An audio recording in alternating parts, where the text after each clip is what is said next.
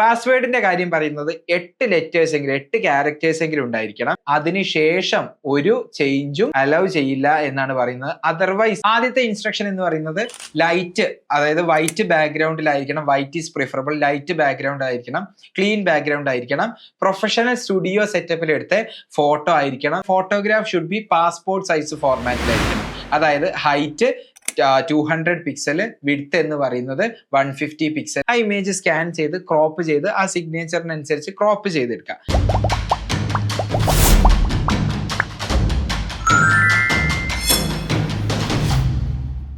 സ്കീമിന് നമ്മൾ അപ്ലൈ ചെയ്യാൻ വേണ്ടിയിട്ട് CEE.kerala.gov.in എന്ന് പറഞ്ഞ വെബ്സൈറ്റിലേക്കാണ് നമ്മൾ ആദ്യം പോകേണ്ടത്. അപ്പൊ നമ്മൾ ആദ്യം തന്നെ രജിസ്ട്രേഷനിലേക്ക് കിടക്കുകയാണ്. ഇവിടെ രജിസ്റ്റർ ഹിയർ എന്ന് പറഞ്ഞ ഓപ്ഷൻ ഉണ്ടാവും. സ്കീമിന്റെ രജിസ്ട്രേഷൻ സ്റ്റാർട്ട് ചെയ്തത് ഫെബ്രുവരി 20-ാം തീയതിയാണ്. മാർച്ച് 10 5 മണി വരെ, വൈകിട്ട് 5 മണി വരെ ഈ ആപ്ലിക്കേഷൻ സബ്മിഷൻ ചെയ്യാനുള്ള അവസരം ഉണ്ടായിരിക്കും. ഇനി സർട്ടിഫിക്കറ്റ് എല്ലാം അപ്ലോഡ് ചെയ്യാനുള്ള, സർട്ടിഫിക്കറ്റ് എന്ന് പറഞ്ഞാൽ കാസ്റ്റ് സർട്ടിഫിക്കറ്റ് പോലെയുള്ള സപ്പോർട്ടിംഗ് ഡോക്യുമെന്റ്സ് അപ്ലോഡ് ചെയ്യാനുള്ള അവസരം മാർച്ച് 15 വരെ ഉണ്ടായിരിക്കും. അതിനർത്ഥം നമ്മൾ ഫോട്ടോഗ്രാഫോ സിഗ്നേച്ചറോ അപ്ലോഡ് ചെയ്യാനുള്ള സമയം 15-ാം തീയതി വരെ ഉണ്ടെന്നല്ല. അത് സബ്മിറ്റ് ചെയ്യാനുള്ള സമയം തീർച്ചയായിട്ടും 10-ാം തീയതിന്റെ അകത്ത് തന്നെ സബ്മിറ്റ് ചെയ്യണം. അഡീഷണൽ ഡോക്യുമെന്റ്സ്, സപ്പോർട്ടിംഗ് ഡോക്യുമെന്റ്സ് ആയിട്ടുള്ള നമ്മുടെ കാസ്റ്റ് സർട്ടിഫിക്കറ്റ് അല്ലെങ്കിൽ കാറ്റഗറി സർട്ടിഫിക്കറ്റ് ഒക്കെ അപ്ലോഡ് ചെയ്യാനുള്ള സമയമാണ് 15-ാം തീയതി എന്ന് പറയുന്നത്. സോ നിങ്ങൾ പ്രൊസീഡ് ചെയ്യുന്നതിന്റെ മുന്നേ മനസ്സിലാക്കേണ്ട കാര്യങ്ങൾ, സ്റ്റെപ്പ് 1 എന്ന് പറയുന്നത് രജിസ്ട്രേഷൻ കംപ്ലീറ്റ് ചെയ്യാണ്. ആൻഡ് സ്റ്റെപ്പ് 2 എന്ന് പറയുന്നത് ആപ്ലിക്കേഷൻ ഫില്ല് ചെയ്യാണ്. സ്റ്റെപ്പ് 3 എന്ന് പറയുന്നത് നമ്മൾ പേയ്മെന്റ് അടയ്ക്കണം. ആൻഡ് സ്റ്റെപ്പ് 4 എന്ന് പറയുന്നത് ഇമേജസും സർട്ടിഫിക്കറ്റും എല്ലാം അപ്ലോഡ് ചെയ്യുക എന്നുള്ളതാണ്. ആൻഡ് സ്റ്റെപ്പ് 5 എന്ന് പറയുന്നത് അക്നോളജ്മെന്റ് സ്ലിപ്പ് നമ്മൾ ഡൗൺലോഡ് ചെയ്തെടുക്കുക. ഇതാണ് നമ്മൾ ചെയ്യേണ്ട 5 സ്റ്റെപ്പ് എന്ന് പറയുന്നത്. അങ്ങനെ നമുക്ക് ഇവിടെ ഡിക്ലറേഷൻസ് കാണാൻ പറ്റും. പ്രോസ്പെക്ടേഴ്സ് ഡൗൺലോഡ് ചെയ്തിട്ട് എല്ലാ കാര്യങ്ങളും നമ്മൾ വായിച്ച് മനസ്സിലാക്കിയിട്ടുണ്ട്. നമ്മളുടെ കയ്യിൽ ഇമെയിൽ അഡ്രസ്സും അതുപോലെ തന്നെ മൊബൈൽ നമ്പറും, ആക്സസിബിൾ ആയിട്ടുള്ള മൊബൈൽ നമ്പറും എല്ലാം ഉണ്ട്. ആൻഡ് പാസ്പോർട്ട് സൈസ് ഫോട്ടോഗ്രാഫും സിഗ്നേച്ചറും എല്ലാം പറഞ്ഞ സൈസിൽ നമ്മുടെ കയ്യിലുണ്ട്, നമ്മുടെ കയ്യിൽ ഫയലായിട്ടുണ്ട് എന്നുള്ളത് നമ്മൾ ഡിക്ലെയർ ചെയ്യുന്നു. ആൻഡ് നമ്മൾ കൊടുക്കുന്ന സർട്ടിഫിക്കറ്റിന്റെ എല്ലാം സോഫ്റ്റ് കോപ്പീസ് അപ്ലോഡ് ചെയ്യാൻ തക്കവണ്ണുള്ള സോഫ്റ്റ് കോപ്പീസ് നമ്മുടെ കയ്യിലുണ്ട് എന്നുള്ളത് നമ്മൾ ഡിക്ലെയർ ചെയ്യാണ്.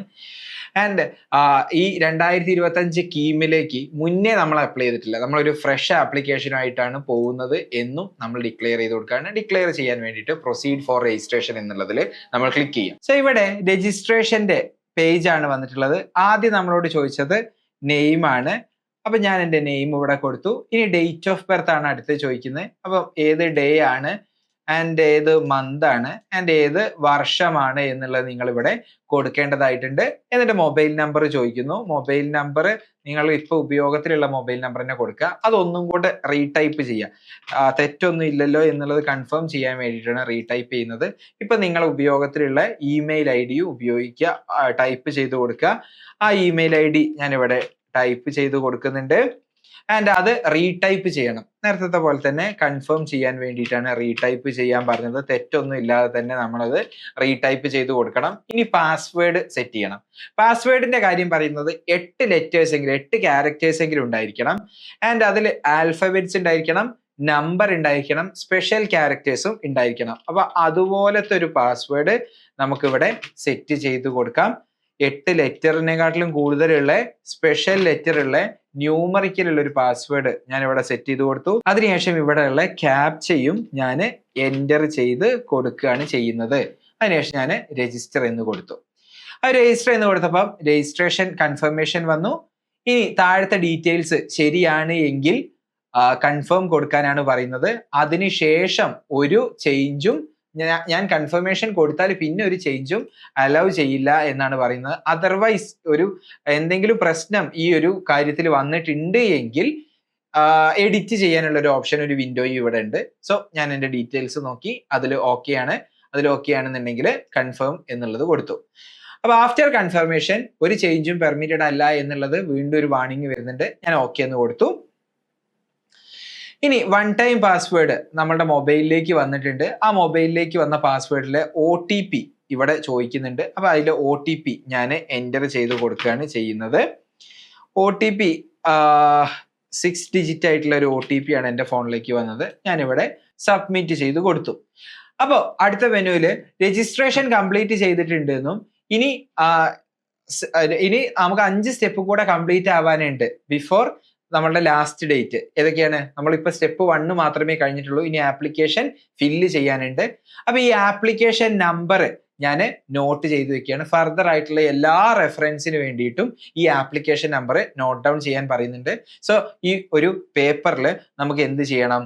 ആപ്ലിക്കേഷൻ നമ്പർ എഴുതി വെക്കണം. അപ്പൊ അത് കൃത്യമായിട്ട് നിങ്ങളൊന്ന് എഴുതി വെക്കുക. ഇനി അടുത്തത് ഞാൻ ആപ്ലിക്കേഷൻ ഫില്ല് ചെയ്യാനുള്ള മെനുവിലേക്ക് കിടക്കുകയാണ്. അപ്പം ഫസ്റ്റ് രജിസ്ട്രേഷൻ നമ്മൾ കംപ്ലീറ്റ് ചെയ്തു. ഈ രജിസ്ട്രേഷൻ കംപ്ലീറ്റ് ചെയ്തു. ഇനി ഫിൽ ആപ്ലിക്കേഷൻ എന്ന് പറഞ്ഞ രണ്ടാമത്തെ ഏറ്റവും ഇമ്പോർട്ടന്റ് ആയിട്ടുള്ള സ്റ്റെപ്പിലേക്കാണ് കിടക്കാൻ പോകുന്നത്. അപ്പൊ കീം എക്സാമിന്റെ കോഴ്സ് ഡീറ്റെയിൽസ് ഇവിടെ കൊടുത്തിട്ടുണ്ട്. നമ്മൾ ഏതൊക്കെ കോഴ്സിലേക്ക് വേണ്ടിയിട്ടാണ് കീം എക്സാം രജിസ്റ്റർ ചെയ്യുന്നത് എന്നാണ് ചോദിച്ചത്.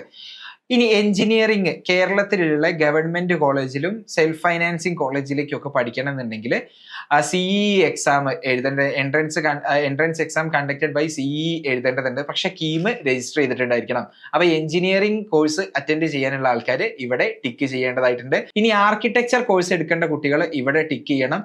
ആൻഡ് കീം അല്ല, സെപ്പറേറ്റ് ഒരു പരീക്ഷ കോൾഡ് നാറ്റ എന്ന് പറഞ്ഞ national aptitude test in architecture എന്ന് പറഞ്ഞ പരീക്ഷ സെപ്പറേറ്റ് ആയിട്ട് എഴുതേണ്ടതുണ്ട്. അപ്പൊ അതിനും കീം ഇവിടെ രജിസ്റ്റർ ചെയ്യേണ്ടതായിട്ടുണ്ട്. ഇനി നമുക്കറിയാം നീറ്റ് എക്സാമിനെ ബേസ് ചെയ്തിട്ടാണ് MBBS അഡ്മിഷൻ നടക്കുന്നത്. പക്ഷേ കേരളത്തിൽ അഡ്മിഷന് കൺസിഡർ ചെയ്യണമെന്നുണ്ടെങ്കിൽ നമ്മൾ ഇവിടെ മെഡിക്കൽ ആൻഡ് അലീഡ് കോഴ്സസ് എന്നുള്ളതിൽ ക്ലിക്ക് ചെയ്യണം. ഇവിടെ എക്സാം എന്ന് പറയുന്നത് നീറ്റ് എക്സാം ആണ് എന്നുള്ളത് നമുക്കറിയാം. ഇനി ഫാർമസി കോഴ്സ്, ഏതെങ്കിലും ബിഫാം കോഴ്സ് നിങ്ങൾക്ക് എഴുതണമെന്നുണ്ടെങ്കിൽ ഇവിടെ ടിക്ക് ചെയ്യാവുന്നതാണ്. ആൻഡ് ബിഫാം പോലെയുള്ള കോഴ്സ് എടുക്കുമ്പം തീർച്ചയായിട്ടും ഫിസിക്സും chemistry section of engineering exam എഴുതിയിരിക്കണം. ഇതാണ് ബിഫാം എടുക്കാനുള്ള ഒരു കണ്ടീഷൻ എന്ന് പറയുന്നത്. സോ ഞാൻ ഇവിടെ സെലക്ട് ചെയ്യുന്നത് മെഡിക്കൽ ആൻഡ് അലീഡ് കോഴ്സും ആൻഡ് ഫാർമസി കോഴ്സും ആണ്. ആർക്കിടെക്ചർ കോഴ്സും എഞ്ചിനീയറിംഗ് കോഴ്സും പോവാൻ താല്പര്യമില്ലാത്ത കുട്ടികൾ ഇതുപോലെ ടിക്ക് ചെയ്യാം. ഇതെല്ലാം ടിക്ക് ചെയ്യണമെന്നോ എല്ലാം ടിക്ക് ചെയ്യണമെന്നല്ല. ഇനി നീറ്റ് മാത്രം കൺസിഡർ ചെയ്താൽ മതി എന്നുണ്ടെങ്കിൽ മെഡിക്കൽ ആൻഡ് അലീഡ് കോഴ്സസിൽ മാത്രം നിങ്ങൾ രജിസ്റ്റർ ചെയ്താൽ മതി. സോ അതിനുശേഷം ഞാൻ സേവ് ആൻഡ് പ്രൊസീഡ് എന്നുള്ളത് കൊടുക്കുകയാണ്. സേവ് ആൻഡ് പ്രൊസീഡ് എന്ന് കൊടുത്തപ്പം എവിടെയായിരിക്കണം നമ്മളുടെ സെന്റർ എന്നാണ് ചോദിച്ചിട്ടുള്ളത്. അപ്പൊ സെന്റർ ഔട്ട്സൈഡ് ഇന്ത്യ വേണ്ട ആൾക്കാർ ഇവിടെ സെലക്ട് ചെയ്യാം. ഇനി ഇന്ത്യന്റെ അകത്ത് നിന്ന് പരീക്ഷ എഴുതണം എന്നുണ്ടെങ്കിൽ നമുക്ക് ഇവിടെ പ്രയോറിറ്റി കൊടുക്കേണ്ടതാണ്. അങ്ങനെ നമ്മളുടെ സെന്റേഴ്സിന്റെ പ്രയോറിറ്റി ആണ് കൊടുക്കുന്നത്. അപ്പൊ ഞാൻ വീടിന്റെ അടുത്തുള്ള സ്ഥലങ്ങൾ ഓരോ പ്രയോറിറ്റി 1 കൊടുത്തു. ആൻഡ് പ്രയോറിറ്റി 2 ആയിട്ട് ഞാൻ കോഴിക്കോട് വെച്ചു. 3 ആയിട്ട് വയനാട് വെച്ചു. മോസ്റ്റ് ലൈക്ലി പ്രയോറിറ്റി 1 തന്നെ നമുക്ക് കിട്ടും. അതിനുശേഷം നമ്മൾ സേവ് ആൻഡ് പ്രൊസീഡ് എന്നുള്ളത് കൊടുത്തു. സേവ് ആൻഡ് പ്രൊസീഡ് എന്നുള്ളത് കൊടുത്തപ്പോൾ പിന്നെ നമ്മുടെ ബേസിക് ഡീറ്റെയിൽസ് ആണ് ഇനി ചോദിക്കുന്നത്. നമ്മള് മെയിൽ ആണോ ഫീമെയിൽ ആണോ ട്രാൻസ്ജെൻഡർ ആണോ എന്നാണ് ചോദ്യം. അപ്പൊ നിങ്ങളുടെ ജെൻഡർ ഇവിടെ സ്പെസിഫൈ ചെയ്യുക. നാഷണാലിറ്റി ഇവിടെ സ്പെസിഫൈ ചെയ്യുക. ഇനി നേറ്റിവിറ്റി എന്ന് പറയുന്നത് കേരളൈറ്റ് ഉണ്ട്. കേരളത്തിൽ ജനിച്ചു വളർന്ന ആൾക്കാർ. ഇനി കേരളൈറ്റ് AIS ഉണ്ട്, അതായത് ഓൾ ഇന്ത്യ സർവീസിലുള്ള കേരളത്തിൽ വന്ന് അവരുടെ മക്കളാണെന്നുണ്ടെങ്കിൽ, അതായത് നോൺ കേരളൈറ്റ് 2 കാറ്റഗറി ഉണ്ട്. Non Keralite 1 and 2. 5 വർഷം മുതൽ 12 വർഷം വരെ കേരളത്തിൽ സ്റ്റേ ചെയ്ത് നമ്മൾ പഠിക്കുന്ന സമയത്ത് നിന്ന ആൾക്കാർ. അപ്പൊ അത് കൃത്യമായിട്ട് എന്തൊക്കെയാണ് ഡീറ്റെയിൽസ് എന്നുള്ളത് നമ്മുടെ പ്രോസ്പെക്ടസിൽ കൊടുത്തിട്ടുണ്ട്. അത് നോൺ കേരളൈറ്റ് കാറ്റഗറി 1 എന്ന് പറയുന്നത് ഡിഫറെന്റ് ആയിട്ടുള്ള കാറ്റഗറിയിൽ പെടുത്തിയിട്ടുണ്ട്. ആൻഡ് നോൺ കേരളൈറ്റ് കാറ്റഗറി 2 എന്ന് പറയുന്നത് ഒരു തരത്തിലും കേരളൈറ്റും അല്ല. ആൻഡ് നോൺ കേരളൈറ്റ് കാറ്റഗറി 1 പെട്ട് കേരളമായിട്ട് താമസിച്ചിട്ടൊന്നും ഇല്ല എങ്കിൽ, കംപ്ലീറ്റ്ലി കേരളവുമായിട്ട് ബന്ധമില്ലാത്ത ആൾക്കാരാണെങ്കിൽ നോൺ കേരളൈറ്റ് കാറ്റഗറി 2 അപ്പൊ അത് നിങ്ങൾ ശ്രദ്ധിച്ചിട്ട് തന്നെ നേറ്റിവിറ്റി സെലക്ട് ചെയ്യുക. അപ്പൊ ഞാൻ ഇവിടെ സെലക്ട് ചെയ്യുന്നത് കേരളൈറ്റ് ആണ്. ആൻഡ് ഏത് നേറ്റിവിറ്റി ആണെന്നുണ്ടെങ്കിലും നമ്മുടെ നേറ്റിവിറ്റി തെളിയിക്കാനുള്ള പ്രൂഫ് നമ്മൾ സബ്മിറ്റ് ചെയ്യേണ്ടതുണ്ട്. സോ എന്ത് നേറ്റിവിറ്റി ഇവിടെ കൊടുക്കുന്നോ അതിന്റെ പ്രൂഫ് നമ്മൾ ഫൈനലി സബ്മിറ്റ് ചെയ്യേണ്ടി വരും. അത് മനസ്സിൽ വെച്ചിട്ട് മാത്രം കേരളൈറ്റ് കൃത്യമായിട്ട് നേറ്റിവിറ്റി നിങ്ങൾ കൊടുക്കുക. ഇനി ആധാർ കാർഡ് നമ്പറാണ് ചോദിച്ചിട്ടുള്ളത്. അപ്പൊ ഞാൻ എൻ്റെ ആധാർ കാർഡ് ഞാൻ ഇവിടെ ടൈപ്പ് ചെയ്യാണ്. ആൻഡ് അടുത്തത് നമ്മളുടെ ഫാദറിന്റെയും മദറിന്റെയും പാരൻസിന്റെ ഡീറ്റെയിൽസ് ആണ് ചോദിച്ചത്. സോ ഫാദറിന്റെ നെയിം നിങ്ങൾ ഇവിടെ ടൈപ്പ് ചെയ്ത് കൊടുക്കുക. ആൻഡ് ഫാദറിന്റെ നേറ്റീവ് ഡിസ്ട്രിക്റ്റ് ഇവിടെ കൊടുക്കുക. എഡ്യൂക്കേഷണൽ ക്വാളിഫിക്കേഷൻ നമ്മൾ ഇവിടെ കൊടുക്കുക. ആൻഡ് ഒക്യുപ്പേഷൻ ഇവിടെ കൊടുക്കുക. ഇനി അതുപോലെ തന്നെ മദറിന്റെ നെയിം കൊടുക്കുക. നേറ്റീവ് ഡിസ്ട്രിക്റ്റ് കൊടുക്കുക. അതുപോലെ എഡ്യൂക്കേഷണൽ ക്വാളിഫിക്കേഷൻ ഇവിടെ കൊടുക്കുക. ആൻഡ് ഏത് ടൈപ്പ് ഒക്യുപ്പേഷൻ ആണ് എന്നുള്ളത് നിങ്ങൾ ഇവിടെ സെലക്ട് ചെയ്ത് കൊടുക്കുക. ആൻഡ് നെയിം ഓഫ് ഗാർഡിയൻ, ആരാണോ നിങ്ങൾ ഗാർഡിയൻ ആയിട്ട് വെക്കുന്നത് ഗാർഡിയന്റെ നെയിം നിങ്ങൾ ഇവിടെ കൊടുക്കുക. ഗാർഡിയനുമായിട്ടുള്ള റിലേഷൻഷിപ്പ്, ആരാണോ ഗാർഡിയനായിട്ടുള്ള റിലേഷൻഷിപ്പ്, ഫാദർ ആണെങ്കിൽ ഫാദർ, മദർ ആണെങ്കിൽ മദർ, ആ റിലേഷൻഷിപ്പും ടൈപ്പ് ചെയ്ത് കൊടുക്കുക. ആൻഡ് പ്രൊസീഡ് കൊടുക്കുക. അപ്പോൾ കമ്മ്യൂണിക്കേഷൻ ഡീറ്റെയിൽസ് ആണ് നമുക്ക് അടുത്തത് കാണാനുള്ളത്. കമ്മ്യൂണിക്കേഷൻ ഡീറ്റെയിൽസ് ഏത് മൊബൈൽ നമ്പറിലായിരിക്കണം ഇനി കമ്മ്യൂണിക്കേറ്റ് ചെയ്യേണ്ടത് എന്നുള്ളത് കൊടുക്കുക. അപ്പൊ അതൊരു ആൾട്ടർനേറ്റീവ് മൊബൈൽ നമ്പർ നിങ്ങൾ ഇവിടെ ടൈപ്പ് ചെയ്ത് കൊടുക്കുക. ആദ്യം നമ്മളൊരു മൊബൈൽ നമ്പർ കൊടുത്തു, അതിലാണ് OTP വന്നത്, വേറൊരു മൊബൈൽ നമ്പറാണ് കൊടുക്കാൻ പറഞ്ഞത്. ഇവിടെ നമുക്ക് വേണ്ടത് ഇനി പെർമനന്റ് അഡ്രസ് ആണ്. ആധാർ കാർഡിലൊക്കെ ഉള്ള പെർമനന്റ് അഡ്രസ് ആണ് നമ്മളിവിടെ ടൈപ്പ് ചെയ്ത് കൊടുക്കേണ്ടത്. സോ ഇവിടെ നമ്മൾ ഹൗസ് നെയിം ടൈപ്പ് ചെയ്ത് കൊടുത്തു. ഇനി സ്ട്രീറ്റ് നെയിം ഞാനിവിടെ ടൈപ്പ് ചെയ്ത് കൊടുത്തു. പോസ്റ്റ് ഓഫീസ് അടുത്തത് നമ്മൾ ടൈപ്പ് ചെയ്ത് കൊടുക്കണം. ആൻഡ് പിൻകോഡ് എത്രയാണ് എന്നുള്ളത് ടൈപ്പ് ചെയ്ത് കൊടുക്കണം. സ്റ്റേറ്റ് നമ്മൾ കൊടുത്തു. ഡിസ്ട്രിക്റ്റ് അടുത്തത് ഡിസ്ട്രിക്റ്റ് കൊടുക്കണം. ഇനി കമ്മ്യൂണിക്കേഷൻ അഡ്രസ്സ് ഇപ്പൊ സ്റ്റേ ചെയ്യുന്ന സ്ഥലത്ത് തന്നെയാണ് നിങ്ങൾ പെർമനന്റ് അഡ്രസ്സും ഇപ്പൊ സ്റ്റേ ചെയ്യുന്ന അഡ്രസ്സും സെയിം ആണ് എങ്കിൽ ഇവിടെ സെയിം ആസ് പെർമനന്റ് അഡ്രസ്സ് എന്ന് കൊടുക്കാം. അല്ല നിങ്ങൾ ടെമ്പററി ആയിട്ട് ഇപ്പൊ എവിടെയെങ്കിലും മാറി താമസിക്കുന്നുണ്ടെന്നുണ്ടെങ്കിൽ കമ്മ്യൂണിക്കേഷൻ അങ്ങോട്ടേക്കാണ് വരേണ്ടത് എങ്കിൽ ആ അഡ്രസ്സ് നിങ്ങൾക്ക് ഈ കമ്മ്യൂണിക്കേഷൻ അഡ്രസ് ആയിട്ട് കൊടുക്കാം. ഇപ്പൊ ഞാൻ എൻ്റെ പെർമനന്റ് അഡ്രസ്സിൽ തന്നെയാണ് റിസൈഡ് ചെയ്യുന്നത്. So same as permanent address എന്ന് കൊടുത്തു. എന്നിട്ട് അതിനുശേഷം സേവ് ആൻഡ് പ്രൊസീഡ് എന്ന് കൊടുത്തു. ഇനി നമ്മൾ നിൽക്കുന്നത് അക്കാഡമിക് ഡീറ്റെയിൽസിലേക്കാണ്. അപ്പോൾ നിങ്ങൾ ഏത് എക്സാം ആണ് ക്വാളിഫൈ ചെയ്തത്? +2 എക്സാം ക്വാളിഫൈ ചെയ്ത ആൾക്കാർ +2 എക്സാം എന്ന് കൊടുക്കാം. ഇനി റിപ്പീറ്റ് ഒക്കെ ചെയ്ത ആൾക്കാരാണെന്നുണ്ടെങ്കിൽ +2 എക്സാം ഓൾറെഡി ക്വാളിഫൈ ചെയ്തിട്ടുണ്ട്, പാസ് ചെയ്തിട്ടുണ്ട്. അങ്ങനെയാണെന്നുണ്ടെങ്കിൽ പാസ് എക്സാം. ഇപ്പൊ +2 എഴുതാൻ പോകുന്ന കുട്ടികളാണെങ്കിൽ അപ്പിയർ ഇൻ ദ എക്സാം എന്ന് പറയുന്ന ബട്ടൺ ആണ് ക്ലിക്ക് ചെയ്യേണ്ടത്. ഇനി ബോർഡ് ഓഫ് എക്സാമിനേഷൻ, +2 എക്സാമിന്റെ ബോർഡ് ഏതായിരുന്നു എന്നാണ് ചോദിച്ചത്. കേരള ബോർഡ് എഴുതിയ കുട്ടികളാണെന്നുണ്ടെങ്കിൽ കേരള ഹയർ സെക്കൻഡറി ബോർഡ് എന്നുള്ളത് ടൈപ്പ് ചെയ്യുക. CBSE ആണെന്നുണ്ടെങ്കിൽ അതിനനുസരിച്ച് നിങ്ങൾ ഏതാണോ എഴുതിയത് ആ ബോർഡ് ഇവിടെ സെലക്ട് ചെയ്യുക. ഇനി registration number of qualifying examination, നിങ്ങളുടെ +2 മാർക്ക് ഷീറ്റിലുള്ള രജിസ്ട്രേഷൻ നമ്പർ ഉണ്ടല്ലോ, അതാണ് ഇവിടെ ടൈപ്പ് ചെയ്ത് കൊടുക്കേണ്ടത്. ഓക്കെ. ഇനി അടുത്ത നിങ്ങളോട് ചോദിച്ചത് +2 ലെവലിൽ സംസ്കൃതം പഠിച്ചിട്ടുണ്ടെന്നാണ്. പഠിച്ച കുട്ടികൾ യെസ് എന്ന് അടിക്കുക, അല്ലാത്ത കുട്ടികളാണെന്നുണ്ടെങ്കിൽ നോ എന്നുള്ളത് കൊടുക്കുക. ഇനി നിങ്ങൾ ഇതിന്റെ മുന്നേ ഉള്ള വർഷങ്ങളിൽ, അതായത് 2024 2023 കീം അപ്ലൈ ചെയ്തിട്ടുണ്ടോ എന്നാണ് ചോദിച്ചത്. ഉണ്ട് എങ്കിൽ യെസ് ആണ് എങ്കിൽ എത്ര തവണ നിങ്ങൾ അപ്ലൈ ചെയ്തിട്ടുണ്ട്. അപ്പൊ റിപ്പീറ്റഡ് ആണെന്നുണ്ടെങ്കിൽ കഴിഞ്ഞ +2 പഠിക്കുന്ന സമയത്ത് ചെയ്തിട്ടുണ്ടാവും. ആൻഡ് ഇപ്പോ ഇതിന്റെ മുന്നേ 1 വർഷമാണ് ചെയ്തിട്ടുള്ളത്. റിപ്പീറ്റഡ് ആണെങ്കിൽ 2, അങ്ങനെയാണ് ഓപ്ഷൻ എടുക്കേണ്ടത്. സോ ഇതിന്റെ മുന്നേ 2024 കീം അപ്ലൈ ചെയ്തിട്ടുണ്ടെങ്കിൽ ഇവിടെ 1 എന്ന് സെലക്ട് ചെയ്യുക. ഇനി ഇല്ല, ഇത് ആദ്യമായിട്ടാണ് +2 കുട്ടികളാണെന്നുണ്ടെങ്കിൽ നിങ്ങൾ സെലക്ട് ചെയ്യേണ്ടത് നോ എന്നാണ്. സോ അങ്ങനെ സേവ് ആൻഡ് പ്രൊസീഡ് എന്നുള്ളത് കൊടുത്തു. അപ്പൊ ഇവിടെ പറഞ്ഞത് നിങ്ങൾ OBC കാറ്റഗറിയിൽ NCL കാറ്റഗറിന്റെ അണ്ടറിലല്ല എങ്കിൽ, വെറും OBC ആണ് പക്ഷെ NCL അല്ല എന്നുണ്ടെങ്കിൽ നിങ്ങൾ ഇവിടെ സെലക്ട് ചെയ്യേണ്ടത് ജനറൽ കാറ്റഗറി എന്നുള്ള രീതിയിലാണ് എന്നാണ് ഇവിടെ നോട്ടായിട്ട് കൊടുത്തിട്ടുള്ളത്. സോ കമ്മ്യൂണിറ്റി ക്ലെയിം ഏതാണ് എന്നുള്ളത് ഇവിടെ നിങ്ങൾക്ക് കൊടുക്കാം. ജനറൽ ആണെങ്കിൽ ജനറൽ, അല്ലെങ്കിൽ നിങ്ങളുടെ എല്ലാ കാറ്റഗറിയും ഇതിന്റെ അകത്ത് ഉണ്ടായിരിക്കും. അതിൽ നിങ്ങളുടെ കാറ്റഗറി ഏതാ എന്നുള്ളത് എഴുതാൻ സാധിക്കും. അപ്പൊ ഇവിടെ പറഞ്ഞത് ഇവിടെ ജനറൽ ആയിട്ടുള്ള കാറ്റഗറി ഉണ്ട്, ആൻഡ് എക്കണോമിക്കലി വീക്കർ സെക്ഷൻസ് ഉണ്ട്, ആൻഡ് ബാക്കിയുള്ള എല്ലാ കാസ്റ്റുകളും ആൻഡ് ഏതൊക്കെ കമ്മ്യൂണിറ്റി പെട്ടതാണെന്ന് എല്ലാം ഇതിൻ്റെ അകത്തുണ്ട്. അപ്പൊ നിങ്ങളുടെ കമ്മ്യൂണിറ്റി ഉണ്ടെന്നുണ്ടെങ്കിൽ കൃത്യമായിട്ട് കമ്മ്യൂണിറ്റി എഴുതുക, അല്ല എങ്കിൽ നിങ്ങൾ ജനറൽ ആണ് ഓപ്റ്റ് ചെയ്യേണ്ടത്. ഇനി ഇന്റർകാസ്റ്റ് മാരീഡ് കപ്പിൾ ആണോ എന്ന് ചോദിക്കുന്നുണ്ട്. അപ്പൊ അതിന് ആണെങ്കിൽ യെസ് എന്നോ അല്ലെങ്കിൽ നോ എന്നുള്ളതും ടിക്ക് ചെയ്തിട്ട് അതിനുശേഷം നിങ്ങൾ സേവ് ആൻഡ് പ്രൊസീഡ് എന്നുള്ളത് കൊടുക്കുക. ഇനി അടുത്ത പേജിലേക്ക് വരികയാണെന്നുണ്ടെങ്കിൽ അതർ റിസർവേഷൻ ഡീറ്റെയിൽസ് ഉണ്ട്. അപ്പൊ നമ്മൾ പറഞ്ഞ ഈ ബേസിക് റിസർവേഷൻ അല്ലാതെ ഒരുപാട് സ്പെഷ്യൽ റിസർവേഷൻ ഉണ്ട്. ഇപ്പൊ വെറ്റിനറി കോഴ്സിന് പോകാൻ വേണ്ടി മാത്രമാണെന്നുണ്ടെങ്കിൽ സ്പെസിഫിക് ഡിപ്ലോമ ഹോൾഡ് ചെയ്യുന്ന ആൾക്കാർക്ക് റിസർവേഷൻ ഉണ്ട്. അതുപോലെ dependent of defence killed, missing or disabled, അതായത് ആർമി സർവീസിലൊക്കെ ജോലി ചെയ്യുന്ന സമയത്ത് കിൽഡ് ആയിട്ടുള്ള, മിസ്സിംഗ് ആയിട്ടുള്ള പട്ടാളക്കാരുടെയൊക്കെ ഡിപ്പെൻഡൻസ് മക്കളൊക്കെ ആണെന്നുണ്ടെങ്കിൽ റിസർവേഷൻ ഉണ്ട്. ആൻഡ് സർവീസിന്റെ ഇടയിൽ മരിച്ചുപോയ പട്ടാളക്കാരുടെ മക്കള്, എക്സ് സർവീസ്മാൻ, അതുപോലെ ചിൽഡ്രൻ ഓഫ് എക്സ് സർവീസ്മാൻ, ഇതിനൊക്കെ പ്രത്യേകമായിട്ടുള്ള റിസർവേഷൻ ഉണ്ട്. ഇനി ആയുർവേദ ഡിഗ്രി കയ്യിലുള്ള ഇപ്പൊ MBBS മാറാൻ വേണ്ടി MBBS എക്സാം അല്ലെങ്കിൽ നീറ്റ് എക്സാം എഴുതാൻ പോകുന്ന കുട്ടികൾക്ക് റിസർവേഷൻ ഉണ്ട്. അങ്ങനെ ഒരുപാട് സ്പെഷ്യൽ റിസർവേഷന്റെ ഒരു ചാർട്ട് ഇവിടെ കൊടുത്തിട്ടുണ്ട്. നിങ്ങൾ ഏതെങ്കിലും എലിജിബിൾ ആണെന്നുണ്ടെങ്കിൽ കൃത്യമായിട്ട് ഇതെല്ലാം വായിച്ചു നോക്കിയതിനു ശേഷം നിങ്ങൾ ടിക്ക് ചെയ്ത് കൊടുക്കുക. ഇനി അതുപോലെ തന്നെ സ്പെഷ്യൽ ആയിട്ടുള്ള കോട്ടകളുണ്ട്, NCC കോട്ട, സ്പോർട്സ് കോട്ട.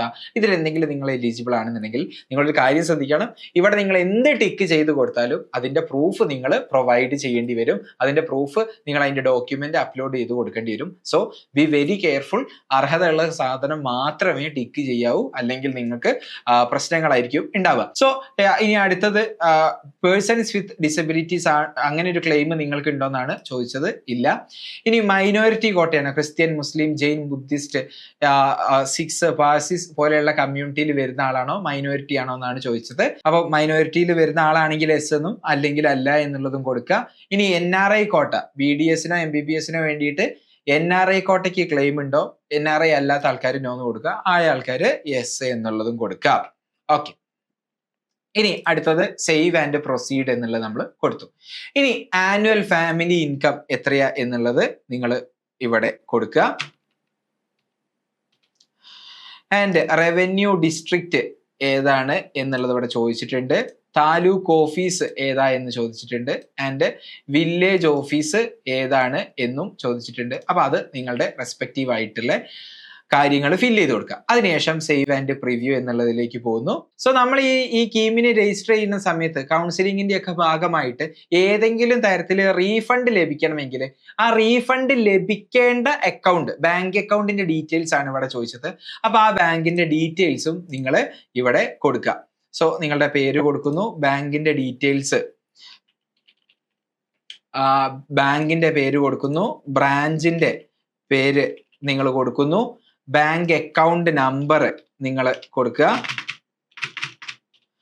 ആൻഡ് ഒന്നും കൂടെ കൺഫേം ചെയ്യണം account number. And IFSC code of the branch.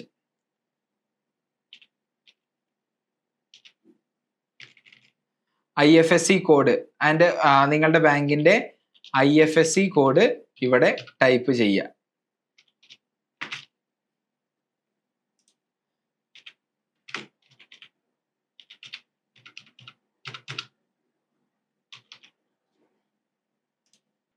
അങ്ങനെ ടൈപ്പ് ചെയ്ത് കൊടുത്തു, നമ്മൾ ബാങ്കിന്റെ ഡീറ്റെയിൽസ് കൊടുത്തു. അപ്പൊ എന്തെങ്കിലും ഇനി റീഫണ്ട് വേണമെന്നുണ്ടെങ്കിൽ ആ ബാങ്ക് അക്കൗണ്ടിലേക്ക് ആയിരിക്കും വരിക.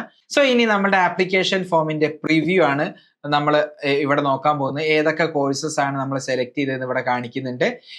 എക്സാമിനേഷൻ സെന്ററിന്റെ പ്രയോറിറ്റി നമ്മൾ കൊടുത്ത ഓർഡറിൽ ഇവിടെ കൃത്യമായിട്ട് കാണിക്കുന്നുണ്ട്. എൻ്റെ ബേസിക് ആയിട്ടുള്ള ഡീറ്റെയിൽസ് എല്ലാം ഞാൻ കൊടുത്തത് ഇവിടെ കാണിക്കുന്നുണ്ട്. Alternative mobile number, address. അപ്പൊ നമ്മൾ ഇതുവരെ ഫില്ല് ചെയ്ത എല്ലാ കാര്യങ്ങളും ഇതിൽ കാണിക്കുന്നുണ്ട്. ഇതെല്ലാം ഉറപ്പിച്ചതിന് ശേഷം ഇവിടെ ഒരു ഡിക്ലറേഷൻ ഉണ്ട്. അപ്പൊ ഒന്നാമത്തെ ഇവിടുത്തെ ഡിക്ലറേഷൻ എന്ന് പറയുന്നത് ഞാൻ പ്രോസ്പെക്ടസ് ഒക്കെ വായിച്ച് മനസ്സിലാക്കി അതിലുള്ള എല്ലാ ക്ലോസസും കണ്ട് വായിച്ച് മനസ്സിലാക്കിയതിന് ശേഷമാണ് ഇത് ഡിക്ലെയർ ചെയ്യുന്നത് എന്നാണ് പറഞ്ഞത്. ആൻഡ് രണ്ടാമത്തത് ഞാൻ ഇവിടെ കൊടുത്ത ഡീറ്റെയിൽസ് എല്ലാം തന്നെ ശരിയാണ് എന്നുള്ളതും ആണ് ഞാൻ ഇവിടെ ഡിക്ലെയർ ചെയ്യേണ്ടതായിട്ടുള്ളത്. ആ ഡിക്ലറേഷൻ കൊടുത്തതിന് ശേഷം സേവ് ആൻഡ് ഫൈനലൈസ് എന്ന് പറഞ്ഞ ഓപ്ഷൻ നിങ്ങൾക്ക് കൊടുക്കാം. അപ്പൊ അവിടെ ഓക്കെ എന്ന് കൊടുക്കാം. ഇപ്പൊ നമ്മൾ 2 സ്റ്റെപ്പ് കഴിഞ്ഞു, രജിസ്ട്രേഷനും കഴിഞ്ഞു ആൻഡ് ആപ്ലിക്കേഷനും ഫില്ല് ചെയ്ത് കഴിഞ്ഞു. ഇനി മൂന്നാമത്തെ സ്റ്റെപ്പിലേക്ക് കിടക്കാൻ വേണ്ടിയിട്ട് പേ ആപ്ലിക്കേഷൻ ഫീ എന്ന് പറഞ്ഞ ബട്ടണിലേക്ക് കിടക്കാം. അപ്പൊ എന്താണോ നമ്മൾ സെലക്ട് ചെയ്തത് ആൻഡ് നമ്മളുടെ കാറ്റഗറി അനുസരിച്ച് നമ്മളുടെ ഫീ മുകളിൽ വരുന്നതായിരിക്കും. അപ്പം ഓൺലൈൻ പേയ്മെന്റ് ആയിട്ട് നമുക്ക് കൊടുക്കാൻ പറ്റും, നെറ്റ് ബാങ്കിങ് ആയിട്ട് mode of payment net banking possible ആണ്, credit card and debit card details possible ആണ്. സോ നമുക്ക് ഓൺലൈൻ പേയ്മെന്റ് എന്നുള്ള ഈ ഒരു ബട്ടൺ ഞെക്കാം. അപ്പൊ ആ സമയത്ത് നമുക്ക് ഇൻസ്ട്രക്ഷൻസ് ഫോർ പേയ്മെന്റ് വരും. അപ്പം നമ്മൾ പേയ്മെന്റ് തുടങ്ങിയാൽ പിന്നെ റിഫ്രഷ് ചെയ്യാൻ പാടില്ല, ബാക്ക് ബട്ടൺ അമർത്താൻ പാടില്ല, അതേപോലെ കൺഫർമേഷൻ പേജ് വരുന്നത് വരെ വെയിറ്റ് ചെയ്തിരിക്കണം. അതിന്റെ ഇടയിൽ വെബ് ബ്രൗസർ ക്ലോസ് ചെയ്യാൻ പാടില്ല ആൻഡ് പുതിയ ബ്രൗസർ വിൻഡോയോ ടാബോ ഒന്നും ഓപ്പൺ ചെയ്യരുത്. അങ്ങനെ നമ്മൾ പ്രൊസീഡ് ടു പേ എന്ന് പറയുന്ന ഓപ്ഷനിലേക്ക് കടക്കുന്നു. അപ്പൊ നമുക്ക് ഇവിടെ ഒരു ഡെബിറ്റ് കാർഡോ ക്രെഡിറ്റ് കാർഡോ വെച്ചിട്ട് പേ ചെയ്യാവുന്നതാണ്, അല്ലെങ്കിൽ നെറ്റ് ബാങ്കിങ് വഴി പേ ചെയ്യാവുന്നതാണ്. അപ്പൊ നിങ്ങളുടെ ബാങ്ക് ഏതാണോ അതിനനുസരിച്ച് ഇവിടെ പേയ്മെന്റ് നടത്തുക. അപ്പൊ ഏതാണോ നിങ്ങൾക്ക് കൺവീനിയന്റ് ആയിട്ടുള്ളത്, ക്രെഡിറ്റ് കാർഡ് ആണോ ഡെബിറ്റ് കാർഡ് ആണോ അല്ലെങ്കിൽ നെറ്റ് ബാങ്ക് ആണോ എന്നുള്ളത് നോക്കിയിട്ട് നിങ്ങൾക്ക് ഇവിടെ പേയ്മെന്റ് നടത്താവുന്നതാണ്. ഓക്കെ, അപ്പൊ ഇവിടെ നിങ്ങൾ പേയ്മെന്റ് നടത്തിയാൽ നേരെ നിങ്ങളുടെ ബാങ്ക് അക്കൗണ്ട്, നെറ്റ് ബാങ്കിങ് ആണെന്നുണ്ടെങ്കിൽ ബാങ്ക് അക്കൗണ്ടിന്റെ പേജിലേക്ക് പോകും. അവിടെ നിങ്ങൾ യൂസർ ഐ ഡിയും പാസ്വേഡും അടിച്ചിട്ട് അവിടെ പേയ്മെന്റ് നടത്തുക. അപ്പൊ പേയ്മെന്റ് നടത്തുന്നതോട് കൂടിയിട്ട് നമ്മുടെ തേർഡ് സ്റ്റെപ്പ് അവിടെ കഴിയും. അപ്പൊ ഈ ഒരു പേയ്മെന്റ് നടത്തുന്നതോട് കൂടിയിട്ട് നമ്മുടെ തേർഡ് സ്റ്റെപ്പ് കഴിയും. അതിനുശേഷം നാലാമത്തെ സ്റ്റെപ്പ് എന്ന് പറയുന്നത് അപ്ലോഡ് ഇമേജസ് ആൻഡ് സർട്ടിഫിക്കറ്റ് ആണ്. അതായത് നമ്മളുടെ പാസ്പോർട്ട് സൈസ് ഫോട്ടോ, നമ്മളെ സിഗ്നേച്ചർ, പിന്നെ നമ്മളെ സപ്പോർട്ട് ചെയ്യുന്ന സർട്ടിഫിക്കറ്റ്സ്, നാറ്റിവിറ്റി സർട്ടിഫിക്കറ്റ്, അതുപോലെ അഡ്രസ് പ്രൂഫ്, അതുപോലത്തെ സർട്ടിഫിക്കറ്റ് നമ്മൾ അപ്ലോഡ് ചെയ്യുക. കാറ്റഗറിയിൽ ഏതെങ്കിലും പെടുന്ന ഒരാളാണെന്നുണ്ടെങ്കിൽ തീർച്ചയായിട്ടും കാറ്റഗറി സർട്ടിഫിക്കറ്റും അപ്ലോഡ് ചെയ്യണം. ഈ നാലാമത്തെ സ്റ്റെപ്പിനുള്ള ഇമേജും സർട്ടിഫിക്കറ്റും ഒക്കെ എങ്ങനെ അപ്ലോഡ് ചെയ്യാം എന്നുള്ള ഇൻസ്ട്രക്ഷൻസ് നമുക്ക് നോക്കാം.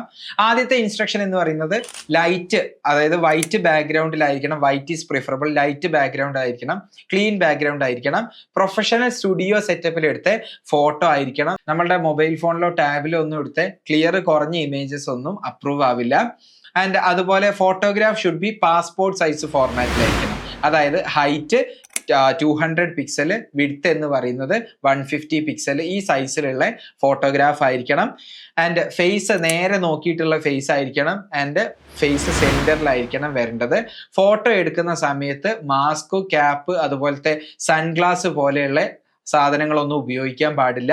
ഇനി നമ്മളുടെ സ്റ്റുഡിയോ നമുക്ക് ഫോട്ടോ കിട്ടി, അത് സ്കാൻ ചെയ്ത് അപ്ലോഡ് ചെയ്യുന്ന സമയത്ത് സ്കാൻ ചെയ്യേണ്ട ഫോർമാറ്റ് എന്ന് പറയുന്നത് JPG ഫോർമാറ്റിലാണ്, അല്ലെങ്കിൽ JPEG എന്ന് പറയും. ഈ ഫോർമാറ്റിലാണ് നമുക്ക് അപ്ലോഡ് ചെയ്യാൻ സാധിക്കുകയുള്ളൂ. PDF, PNG, TIFF ഇതുപോലെയുള്ള ഫയലൊന്നും അപ്ലോഡ് ചെയ്യാൻ പാടില്ല. ആൻഡ് ഫോട്ടോഗ്രാഫിന്റെ ഡയമെൻഷൻ എന്ന് പറയുന്നത് നമ്മൾ പറഞ്ഞു 150x200 pixel, height 200 and width എന്ന് പറയുന്നത് 150 പിക്സൽ ആണ്. ഇനി ഈ JPG ഫയലിന്റെ സൈസ് എന്ന് പറയുന്നത് 1 KB to 100 KB ആണ്. മാക്സിമം 100 KB സൈസ് മാത്രമേ ഫോട്ടോയ്ക്ക് പറ്റുകയുള്ളൂ. ഇനി എങ്ങനെയാണ് സിഗ്നേച്ചർ അപ്ലോഡ് ചെയ്യേണ്ടത് എന്നുള്ളത് നോക്കാം. അതിനുവേണ്ടി ഒരു വൈറ്റ് പേപ്പർ എടുക്കുക. ആ വൈറ്റ് പേപ്പറിൽ നാച്ചുറൽ ആയിട്ടുള്ള നമ്മൾ സാധാരണഗതിയിൽ ഇടുന്ന ഒരു സൈൻ ചെയ്യുക. അതിനുശേഷം നിങ്ങളുടെ മൊബൈൽ ഫോൺ വെച്ചിട്ട് ആ ഒരു ഇമേജ് സ്കാൻ ചെയ്യുക. ആ ഇമേജ് സ്കാൻ ചെയ്ത് ക്രോപ്പ് ചെയ്ത് ആ സിഗ്നേച്ചറിനനുസരിച്ച് ക്രോപ്പ് ചെയ്തെടുക്കുക.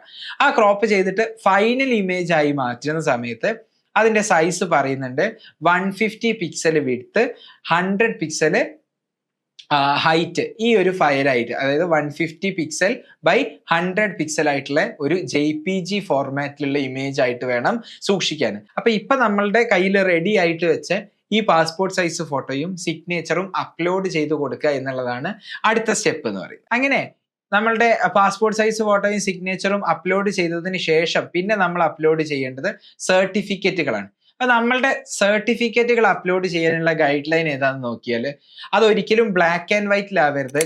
ഐസറിന് വേണ്ടി മാത്രം എക്സ്ക്ലൂസീവ് ആയിട്ടുള്ള ഒരു കോച്ചിങ് പ്രോഗ്രാം ഞങ്ങൾ ഓഫർ ചെയ്യുന്നുണ്ട്. കൂടുതൽ ഡീറ്റെയിൽസ് ഞാൻ ഡിസ്ക്രിപ്ഷനിൽ കൊടുക്കുന്നുണ്ട്. താല്പര്യമുള്ള ആളുകൾ അതൊന്ന് ചെക്ക്ഔട്ട് ചെയ്ത് നോക്കുക.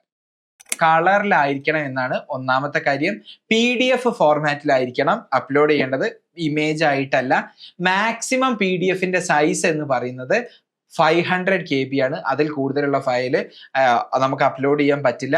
അപ്പോൾ ഓരോ ഡോക്യുമെന്റും നിങ്ങൾ സ്കാൻ ചെയ്യുന്ന സമയത്ത് തന്നെ സേവ് ചെയ്യുമ്പം ഒന്ന് കംപ്രസ് ചെയ്ത് ഈ 500 KB താഴെ വരുന്ന രീതിയിൽ നിങ്ങൾക്ക് സേവ് ചെയ്യാവുന്നതാണ്. അപ്പൊ ഈ ഫയലുകളെല്ലാം, നിങ്ങളുടെ എല്ലാ ഡോക്യുമെന്റ്സും PDF ആയിട്ട് അണ്ടർ 500 KB സേവ് ചെയ്തതിന് ശേഷം ഈ ഫയലുകൾ നിങ്ങൾ അപ്ലോഡ് ചെയ്ത് കൊടുക്കുക. അതിൽ ഒന്നാമത്തെ നമുക്ക് വേണ്ട ഡോക്യുമെന്റ് എന്ന് പറയുന്നത് നാഷണാലിറ്റി പ്രൂവ് ചെയ്യാനുള്ള പ്രൂഫാണ്.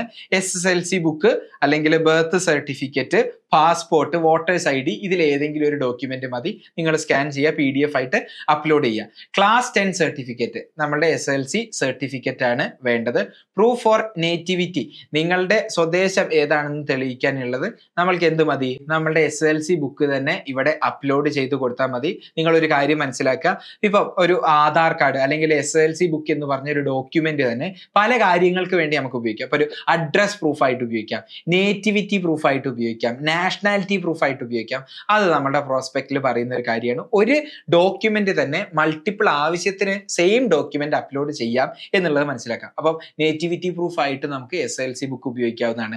ഇനി CBSEയിലൊക്കെ പഠിച്ച ആൾക്കാരാണ് SLC ബുക്ക് ഇല്ല എങ്കിൽ നേറ്റിവിറ്റി സർട്ടിഫിക്കറ്റ്, സെപ്പറേറ്റ് നേറ്റിവിറ്റി സർട്ടിഫിക്കറ്റിന് അപ്ലൈ ചെയ്യാവുന്നതാണ്. ഇനി ഡേറ്റ് ഓഫ് ബർത്ത് നിങ്ങൾക്ക് പ്രൂവ് ചെയ്യാനും ആധാർ കാർഡ് അല്ലെങ്കിൽ SLC സർട്ടിഫിക്കറ്റ് പോലെയുള്ള ഡേറ്റ് ഓഫ് ബർത്ത് തെളിയിക്കുന്ന രേഖകളും ഉണ്ട്. ഇനി റിസർവേഷൻ കാറ്റഗറിയിൽ പെടുന്ന ആളുകളാണെന്നുണ്ടെങ്കിൽ, റിസർവേഷൻ ആനുകൂല്യം കൈപ്പറ്റേണ്ട ആളുകളാണെന്നുണ്ടെങ്കിൽ കമ്മ്യൂണിറ്റി സർട്ടിഫിക്കറ്റ് അല്ലെങ്കിൽ കാറ്റഗറി സർട്ടിഫിക്കറ്റ് ഇതുപോലെ ഫോൺ ഉപയോഗിച്ച് സ്കാൻ ചെയ്ത് 500 KB കുറവായി ഇതുപോലെ അപ്ലോഡ് ചെയ്യാവുന്നതാണ്. അതിൻ്റെ സമയം എന്ന് പറയുന്നത് മാർച്ച് 10 അല്ല. ഇതുപോലത്തെ സർട്ടിഫിക്കറ്റ് അപ്ലോഡ് ചെയ്യാനുള്ള സമയം എന്ന് പറയുന്നത് മാർച്ച് 15 വരെയാണ് എന്നുള്ളതും മനസ്സിലാക്കുക. അപ്പം ഈ ഒരു 4 സർട്ടിഫിക്കറ്റ് ആദ്യം നമ്മൾ പറഞ്ഞ പോലെ നാഷണാലിറ്റീൻ്റെ പ്രൂഫ്, ക്ലാസ് 10 സർട്ടിഫിക്കറ്റ്, നേറ്റിവിറ്റീൻ്റെ പ്രൂഫ്, ഡേറ്റ് ഓഫ് ബർത്ത്, ഇതെല്ലാം ഇപ്പോൾ നിങ്ങൾ അപ്ലോഡ് ചെയ്യണം. കാറ്റഗറി കമ്മ്യൂണിറ്റി സർട്ടിഫിക്കറ്റ് ഒക്കെ നിങ്ങൾ ഇവിടെ 5ാമതായിട്ട് ഇവിടെ നിങ്ങൾ അപ്ലോഡ് ചെയ്യേണ്ടതാണ്.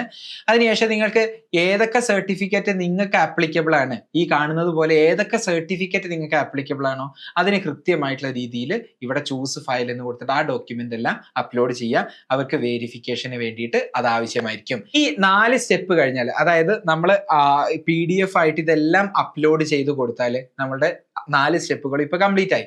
അതിനുശേഷം സ്റ്റെപ്പ് 5 എന്ന് പറയുന്നത് നമ്മൾ അക്നോളജ്മെന്റ് സ്ലിപ്പ് ഡൗൺലോഡ് ചെയ്തെടുക്കുക എന്നുള്ളതാണ്. അങ്ങനെ അക്നോളജ്മെന്റ് സ്ലിപ്പ് പ്രിന്റ് ചെയ്തിട്ട് അത് ഡൗൺലോഡ് ചെയ്ത് സൂക്ഷിച്ചു വെക്കുക.